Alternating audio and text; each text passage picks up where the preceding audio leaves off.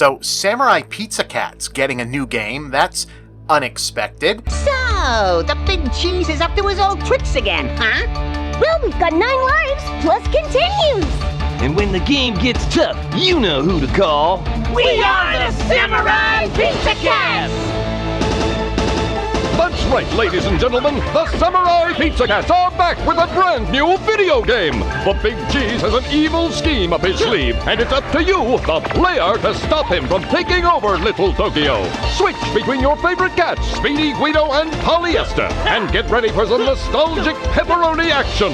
So put on your best pajamas, because we're going to party like it's 1991 with the return of the Samurai Pizza Cats.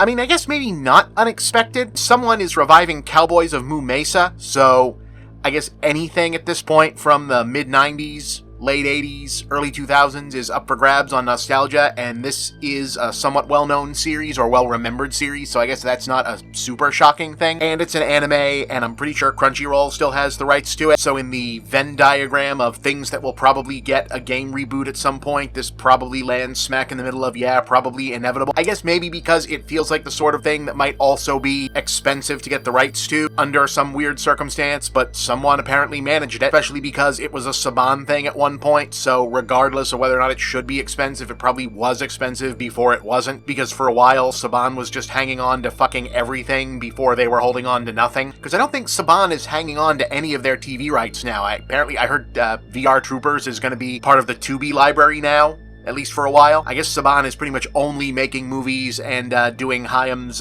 political contributions. Seemed like he might have been just kind of retreating back into the woodwork, but I guess nope. Anyway, found out about this, not from news breaks, probably would have landed on it about news breaks anyway, but because the traffic on an old video of mine about this jumped back up and saw some comments about it, so figured I'd probably drop a new post about it.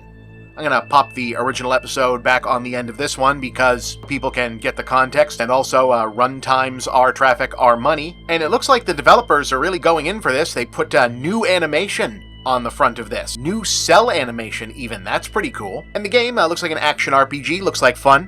Kind of thing I'd definitely pick up, give a shot to. And this series, if this game announcement is the first you're ever hearing of this, because wow, this is an old series at this point. Damn, an old series on top of an old series, really. This actually has an interesting story behind it in the pantheon of weird anime adaptations, weird anime localizations, really. What happened here was, this was a very conventional kids anime show in Japan, and not a popular one. I'm gonna butcher the name here because my Japanese sucks, but this was called Cat Ninja Legend Taiyandi in Japan, and it's a really normal, only kind of funny, mostly just cute for cute's sake, robot, animal, retro-futuristic, furry animal ninja show, if such a thing could be called conventional in the anime manga genre, which I guess it can. Normal in the sense that it wasn't a gag-a-minute show. It's mostly, hey, ninjas and samurais, but with robot animals. Basically the kind of thing that you make hoping to generate merchandise lines out of. It ran for 1 season, didn't really catch on or generate any merchandise, and that was the end of that.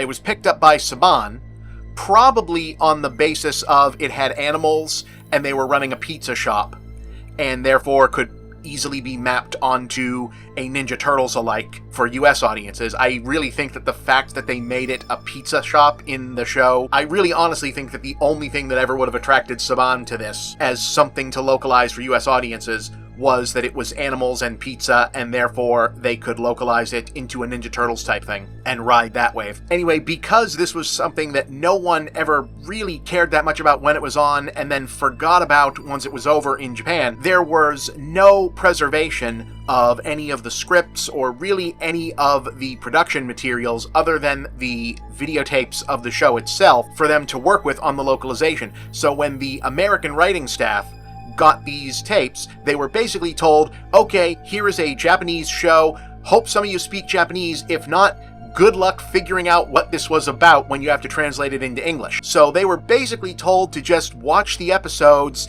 and guess what the plot is supposed to be, and otherwise go nuts. So what they did was turn it into Animaniacs. Replace the plot, which admittedly not super difficult. It's just very basic samurai melodrama, but with cute animals, and fill in the gaps with self-aware fourth wall breaks, 90s pop culture references, Looney Tunes, Mel Brooks, Simpsons Animaniacs style, joke, reference, topical references, gags, funny names, puns, and cut as fast as possible to get the episodes down to not even 22 minutes, down to about 20 minutes so they could fit in more commercials. And amazingly, it worked. It turned it into a pretty funny show as these things go. The original creators, once this was finished, it was retranslated back into many other languages and re-syndicated throughout the world. The original creators of the original version of the show have been quoted as saying that they thought that the re-edited version of this was at least as good, if not better, than what they did with the material, and it's gone on to be something of a cult classic among anime fans worldwide. It's been released on DVD since. There's many people in the animation writing community that have talked about this as a formative show for them growing up, saying, wow, this was very different from other anime at the time. And really, when you look at the timing of when this came out, you know, this was 1991, so this was over a decade before you had the ADV dub of Ghost Stories. I know now that it could never work between us. As much as we wanted to, it could never be. Not because you're a rabbit, but because you're black. Or DBZ Abridged, doing this sort of thing more deliberately on purpose, so this predates the concept of redubbing anime into parody on purpose. Possibly the grandfather of the Abridged series, and the game is doing Samurai Pizza Cat's version of this, not the Cat Ninja Legend Tyandi version.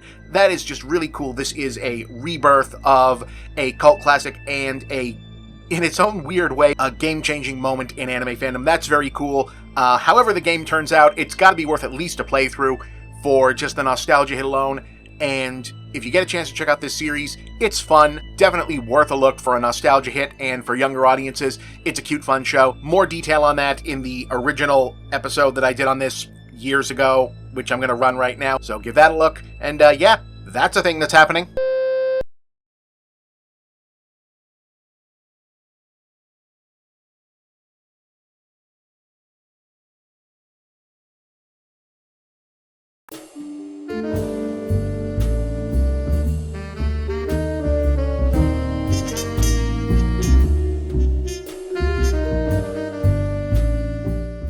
According to the legend, while on a business trip to Japan sometime in the late 1990s, the infamous musician turned producer turned television mogul Hayao Saban happened to catch an episode of Japan's long-running Super Sentai children's action series and had a crazy idea. Edit American actors into the non-action footage, dub the rest into English, and release it in the United States. The result, 1993's Mighty Morphin Power Rangers, was an instant smash hit and became one of the most popular and profitable kid franchises of all time. So naturally, Saban and company decided to make the magic happen a few more times, finding mixed success with series like Masked Rider, VR Troopers, and Big Bad Beetleborgs. But prior to that, in fact right around the same time they were prepping the original Power Rangers, they'd also been getting in on the ground floor of what was then the emerging American market for anime, snapping up the US rights to a relatively obscure Tatsunoko series called Cat Ninja Legend Tyandi. As with Power Rangers, they wound up being some serious translation overhauls, though this time the reason why was a much more interesting story. Because TV is weird. Alright, so there are some conflicting accounts as to exactly how all of this went down, but here's the basic idea. Cat Ninja Legend Tyandi was actually not a huge success in Japan. It did okay, but it only ran for one 54-episode series, and was pretty lightly merchandised compared to a lot of its peers, and as such, it was never properly prepared for any kind of international release, and the production materials, supposedly including some of the original master tapes, weren't especially well preserved. So when the US production team assembled by Saban sat down to start translating, they discovered they had a lot less to work with than they were expecting. Oh, they had all the shows, but depending on who you ask, the original scripts, audio, story notes, and pretty much everything else containing important information, like, oh, what the plot was, who the characters were, or what any of them were supposed to be saying or doing, was either incomplete, poorly translated, not translated at all, or simply non-existent. So goes the story. The dub team's only option was to watch the untranslated episodes, try to figure out what was supposed to be happening and what the relationship between the various characters were supposed to be, and then, well, just make the rest of it up. And thusly, the Samurai Pizza Cats were born. Samurai Pizza Cat. Oh yeah! Who do you call when you want some pepperoni? Samurai Pizza Cat. They're so bad, they've got more fur than any turtle ever had. Here's the thing though, while the original show was pretty basic anime, anthropomorphic animal kid action fare, it was, well, very Japanese, with visual references and iconography grounded in tropes and formulas of manga and Japanese pop culture immediately familiar to its original audience, but not familiar at all to the dubbing team. So goes the tale, they ultimately decided that the best way to translate the weirdness before them was to just play it for comedy. So while Cat Ninja Legend Tayandi had been a mostly straightforward talking animal fantasy show with some kid-oriented slapstick, Samurai Pizza Cats took the form of something closer to Animaniacs or SpongeBob, peppered with fast-paced verbal humor, groaner one-liners, pop culture references, fourth wall-breaking asides to the audience, and just shy of naughty humor for the adults. Like The Oath, for example. We kittens are a special breed. We never call retreat. Whenever Big Cheese knocks us down, We've learned upon our state.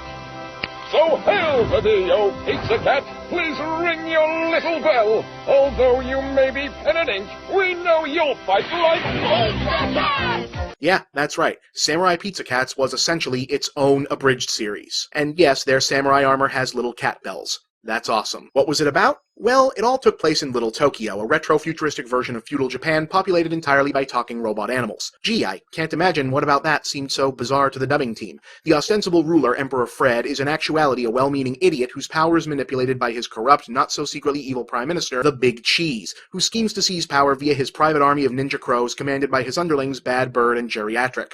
Yeah, get used to the funny names, folks. It's like 90% of the humor. To protect the royal family from Big Cheese's machinations, Counselor Big Al Dente, see what I mean, secretly maintains his own team of armored superheroes, the titular Samurai Pizza Cats, who operate in secret via their civilian identities as pizza delivery men. These are our heroes. Of course, the theme song introduces them so much better than I ever could. There's Speedy Cerviche, he's the leader of the bunch. A heck of a fighter, makes a heck of a lunch.